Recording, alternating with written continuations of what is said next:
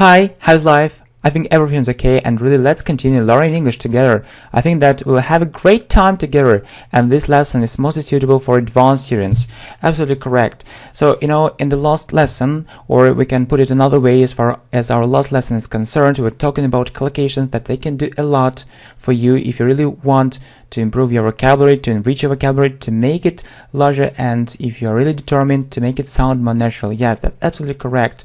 So, and if you ask me to make more informative lessons, so I think that I followed your advice, and actually let's have a look at a list of collocations. I prepared 15 collocations for you, which can be extremely useful in your daily speech. So the first collocations are with highly unlikely. It means highly improbable, or the chances are very low that it will happen. For example, it's highly unlikely that this channel will reach 1 billion subscribers, or it's almost impossible, or in fact it's impossible. The chances are very low. Or you can say that it's highly unlikely that the channel will reach 1 million subscribers next year. Yeah, you can't deny the fact that the popularity of the channel is growing. You see it very clearly that, and of course it's because of you. You really help a lot, and I highly appreciate it. Yeah, that's another collocation that highly appreciate it. But it's really highly unlikely that this channel will reach 1 million subscribers next year. I don't think so, and I think you have the same ideas. Right. So the next collocation is highly competitive. So what highly competitive niches, markets, or industries you can name? So the level of competition in these niches, industries are so high that just it's something unimaginable. So highly competitive, and if I'm thinking about doing business, I think that I wouldn't start up my company in a highly competitive niche, because I don't want to lose money. I want to build a profitable business. Next, highly successful. What highly successful businessman can you name, such as Bill Gates, or some businessmen who founded such companies as Microsoft, Google, Coca-Cola? We don't know their names.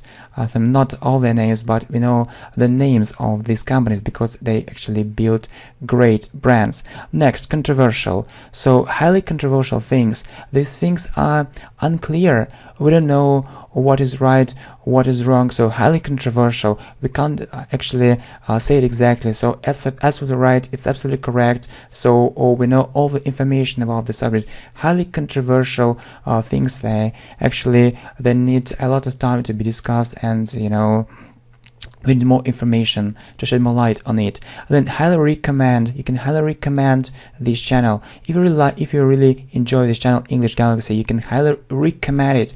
So if you do it, I would greatly appreciate it. Okay, highly profitable. Yeah, as we already said, you need to build a highly profitable business. Why most companies fail? Because they become unprofitable. We can use such a prefix as unprofitable. But if you are going to become a highly successful businessman, we need to build highly profitable companies, highly profitable business. And surely, it goes without saying, we need to use highly methods of achieving it, highly effective methods. Yeah, to be more exact, highly effective methods, which can have a very good effect on our business, highly effective ways.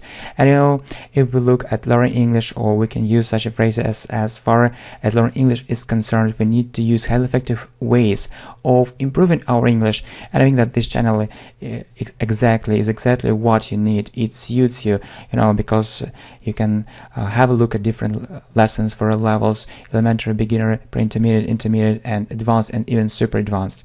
Okay, so this is a group of collocations with highly unlikely. So that this channel it's highly unlikely that this channel will reach 1 million subscribers next year. Highly competitive. I wouldn't dare to start our business, or we can say to start up our company in a highly competitive market. Successful.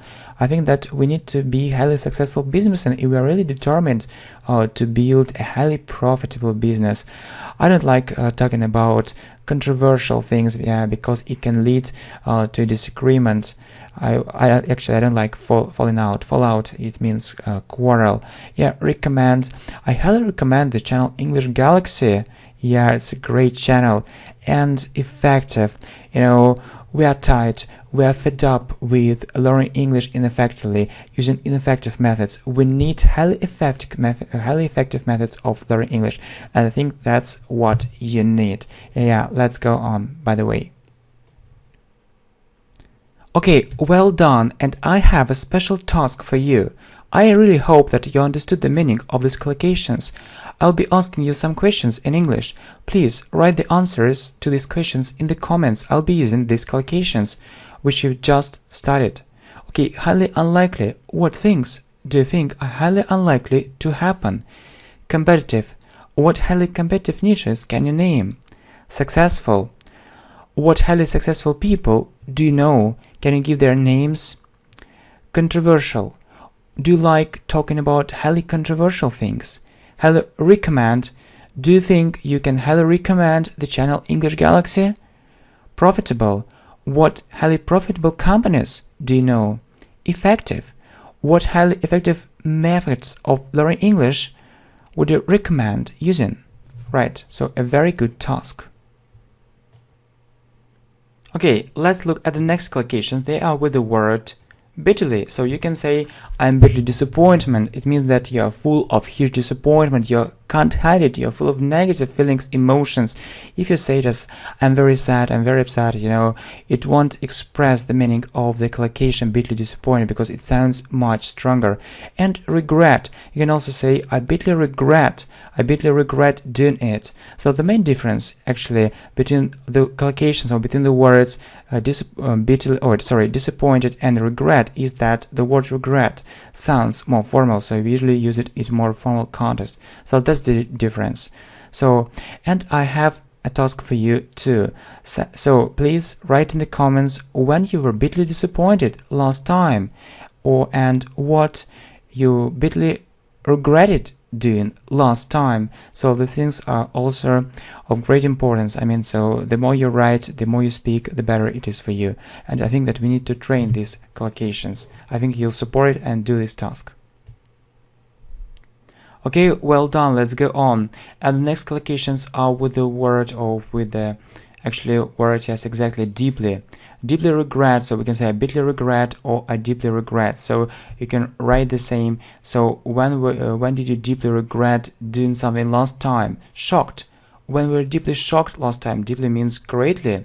Deeply concerned. If you're deeply concerned about something, it means that you're really worried about that.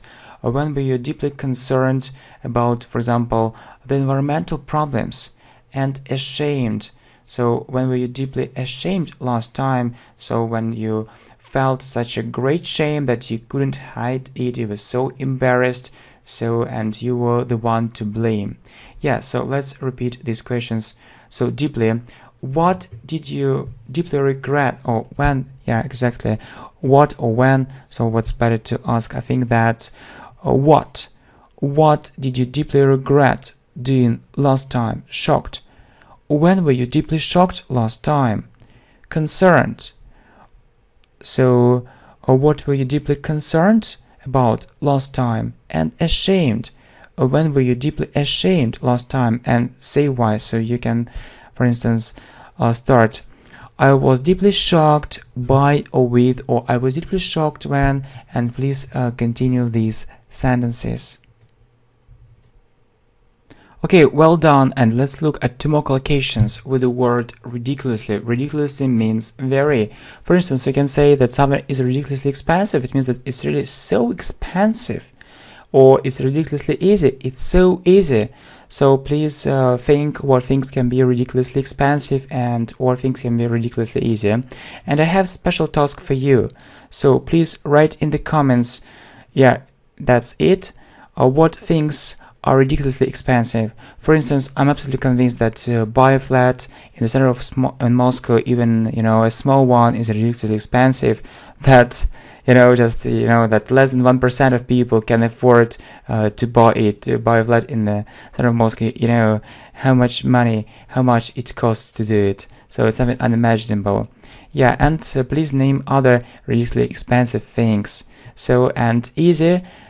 So is English easier or difficult? And it's really very interesting to hear from you, to know your point of view. So is English really easy? On the contrary, it's so complicated, it's so difficult that people don't understand the real essence of this language.